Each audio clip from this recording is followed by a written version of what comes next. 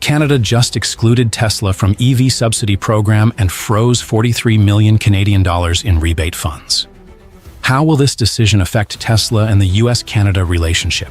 Tesla accused of game playing and exploiting subsidy system. Just in one weekend, Tesla sold over 8,700 cars at 4 dealerships in Canada, meaning a Tesla car was sold every 30 seconds. But this isn't as simple as it seems. Tesla demanded a rebate of up to 43 million Canadian dollars just before the subsidy program's budget expired.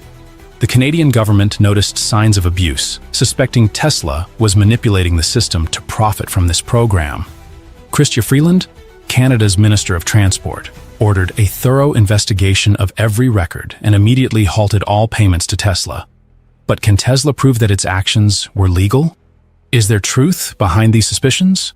Or is it simply a misunderstanding by the Canadian government? Political retaliation targeting Elon Musk and Donald Trump. Less than a week after President Donald Trump announced a 25% tariff on cars imported from Canada, the Canadian government made a strong move to retaliate.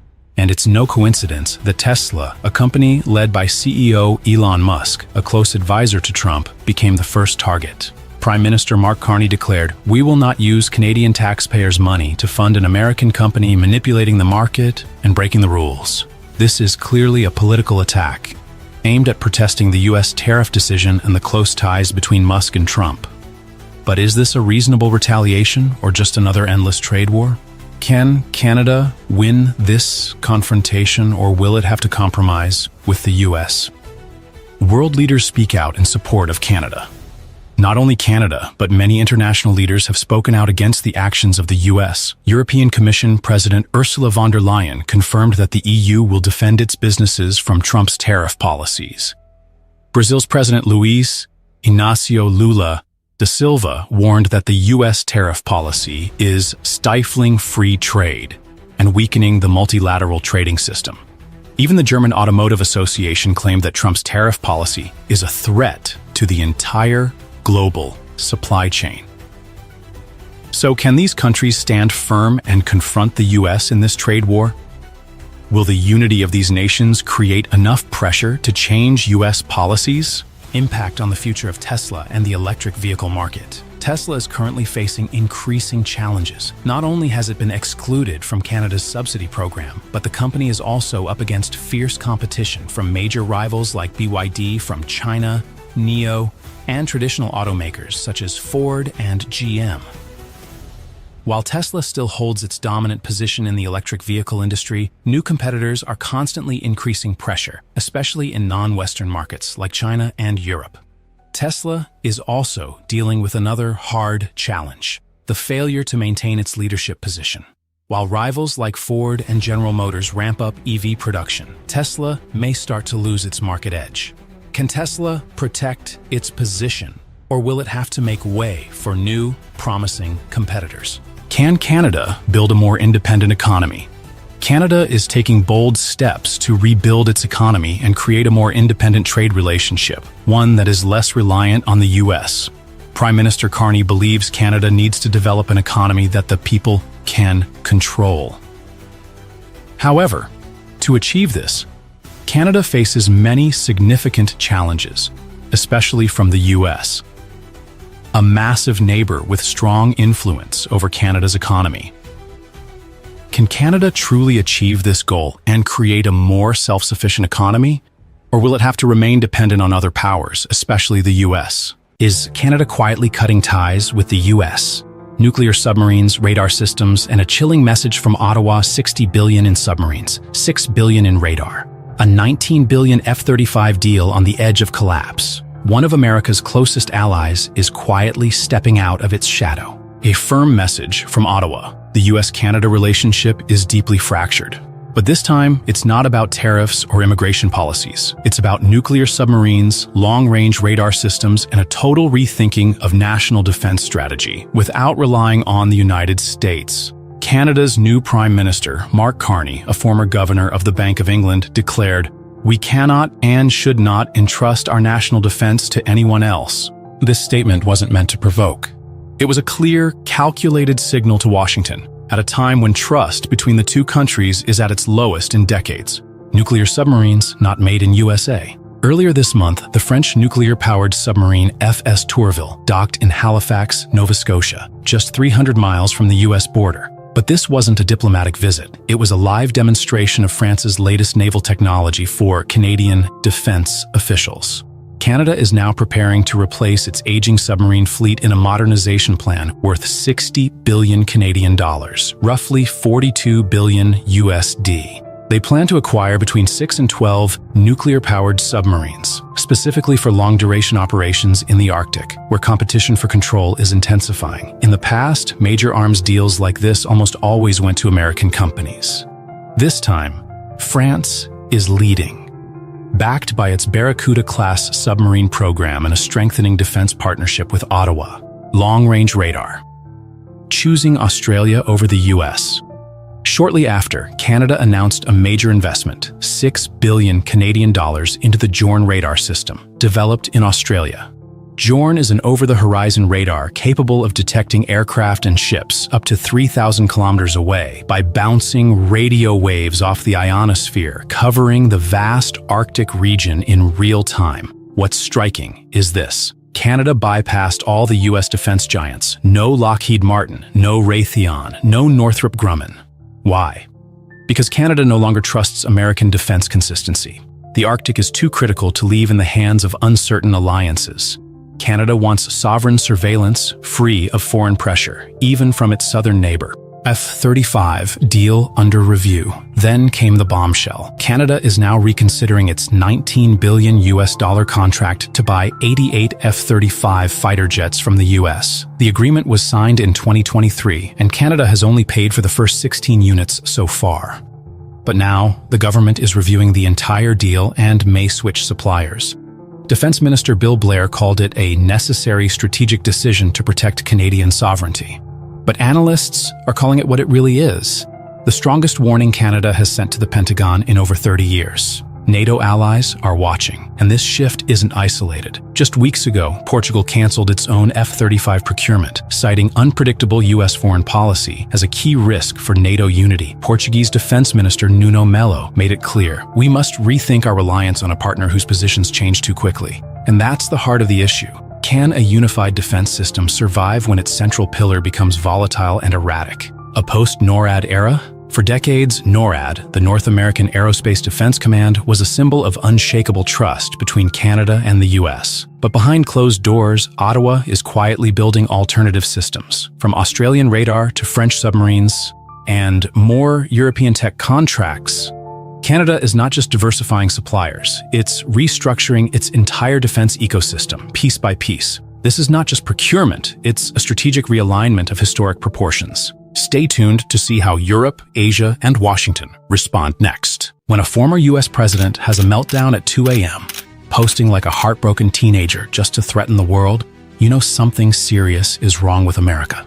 2 a.m., a president, or just an ex? In the middle of the night, while most of America was still asleep, Donald Trump's social media lit up like a teenage breakup. More than 10 posts in just 1 hour, and right in the middle of it, a bombshell. If the EU and Canada team up, I'll slap them with killer tariffs.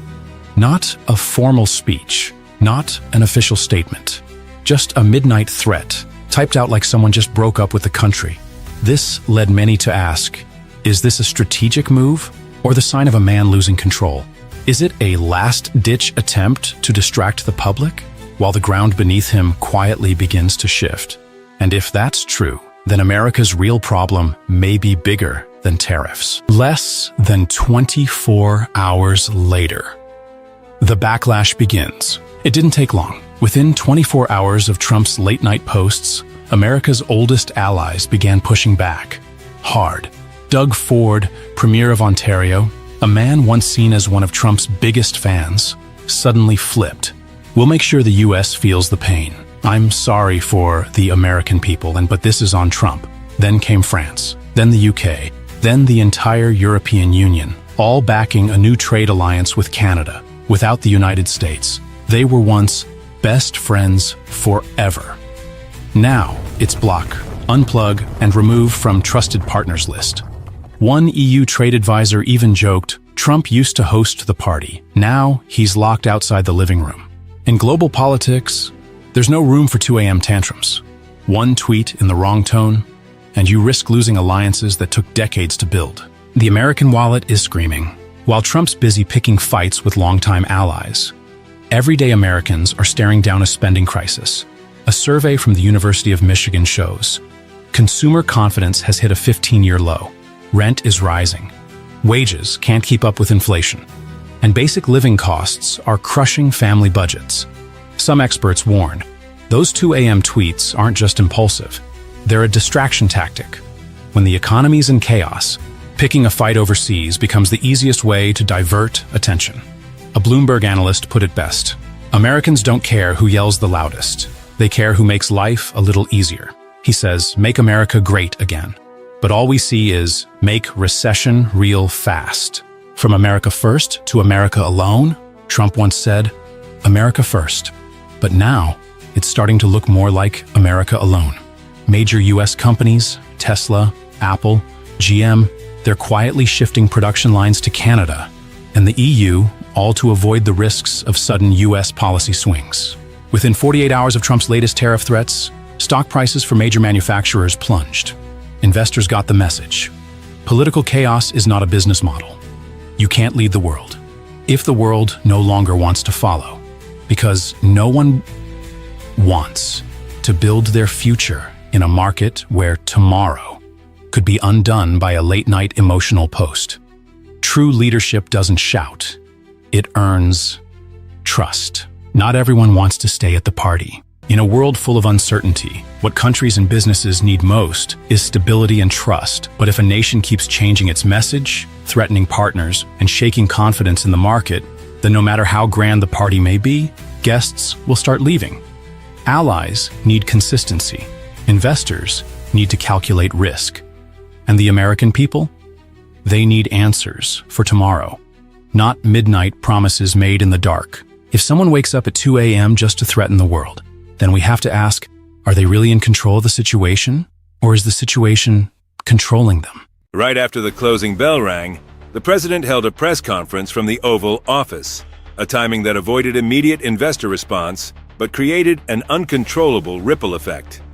And what we're going to be doing is a 25% tariff on all cars that are not made in the United States. If they're made in the United States, there's absolutely no tariff. With over 6 million imported vehicles per year, this is not a routine policy. It signals a complete restructuring of the global auto supply chain. Markets responded instantly. CNBC reported that auto stocks dropped sharply. GM lost over 5% within minutes. Beyond the auto sector, the president extended the tariff plan to pharmaceuticals, a sector where the U.S. relies heavily on imported active ingredients.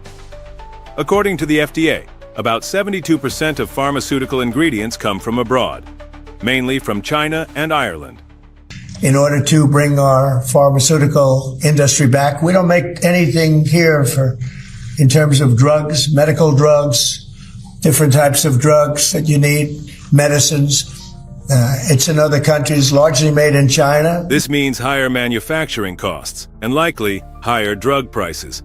Seniors, chronic patients, and low-income groups may face serious consequences.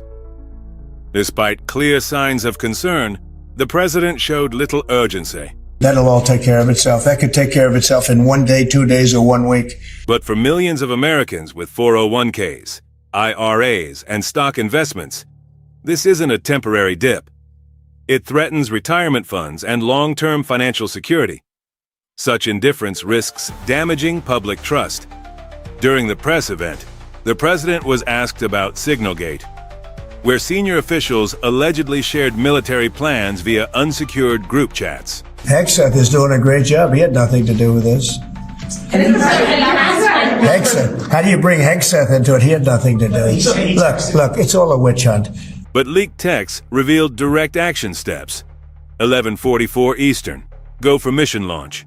12:15 F-18s launch. 13:45 strike window starts.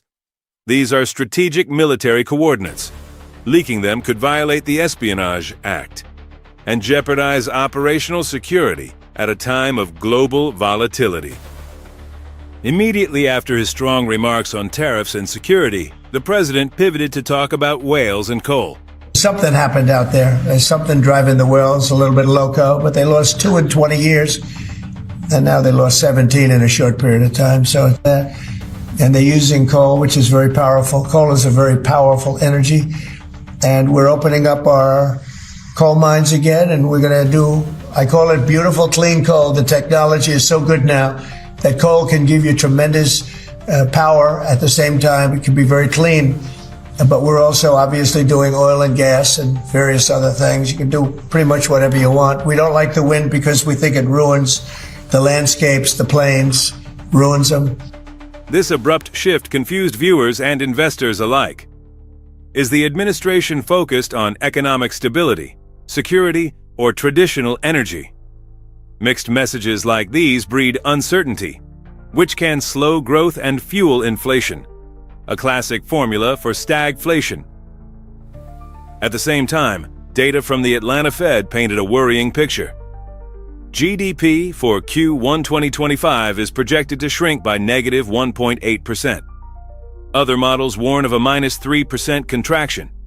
Just last quarter, under the previous administration, GDP grew by 2.3%. Stagflation, rising inflation alongside falling growth, is one of the toughest economic conditions to overcome.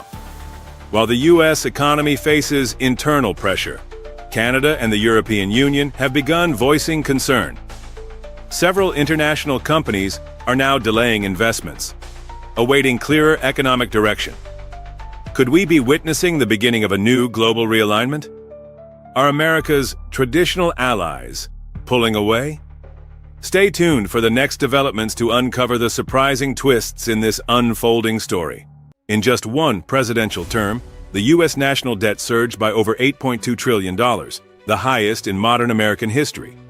At the same time, critical programs like Social Security and Medicare are under threat, while public trust in leadership keeps declining.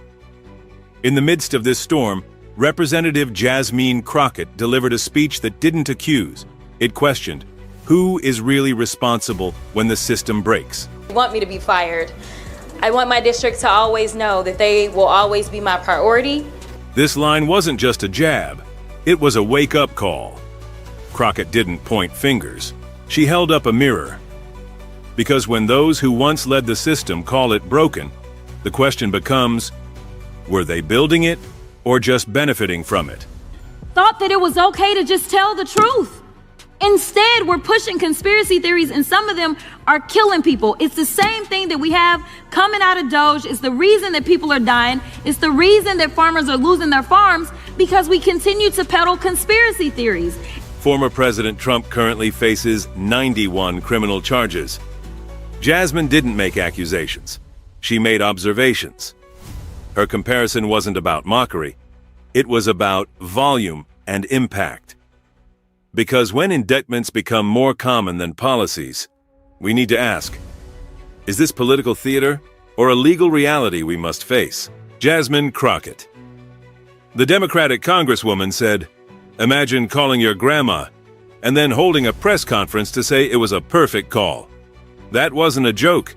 It was a pointed metaphor from Congresswoman Jasmine Crockett, because if something is truly transparent, why does it always need a media campaign to defend it? From Ukraine to Georgia, the phrase perfect call has echoed again and again, like a shield for controversy. But in politics, repetition doesn't create truth. It creates suspicion. A leader doesn't have to be flawless, but they must be accountable for what's said behind closed doors. Because in a democracy, transparency isn't proven by praise. It's proven by consequence. For a better America or not, I hear alliterations are back in style. We deserve better.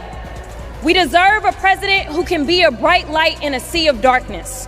The FBI found over 325 classified documents at Mar-a-Lago, some labeled top secret, sensitive compartmented information. This isn't about party. It's about protocol and national security. Because when top-level secrets are treated like fast food napkins, trust doesn't just erode, it collapses. simple. We right now have a white supremacist that is sitting in the White House. He is backed up by other white supremacists. And if you really want to know who the criminals are in this country, you can Google it. You don't have to trust me. But the people that commit 80% of the most violent crimes in this country are white supremacists. Yet for whatever reason, they sit and they serve at the pleasure of the president. They are the ones that were there on January 6th, tearing our democracy down physically, and now we have them tearing us. This is not what we should be doing. I don't even know why we fighting with Greenland. Why we fighting with Greenland? We fighting with Canada. We fighting with Mexico. Yet we in love with Putin. What is happening? Like, this is not America. This is a terrible nightmare. Somebody slap me and wake me the fuck up, because I'm ready to... Crockett didn't use fear. She used facts. 80% of the most violent crimes, she said, are from domestic extremist groups. Yet they are often overlooked while threats abroad dominate the headlines. And then came her challenge on foreign policy. Are we rejecting allies like Canada and Mexico while embracing figures like Putin? If so, what does that say about our national priorities? Don't look away. What happens next will surprise you.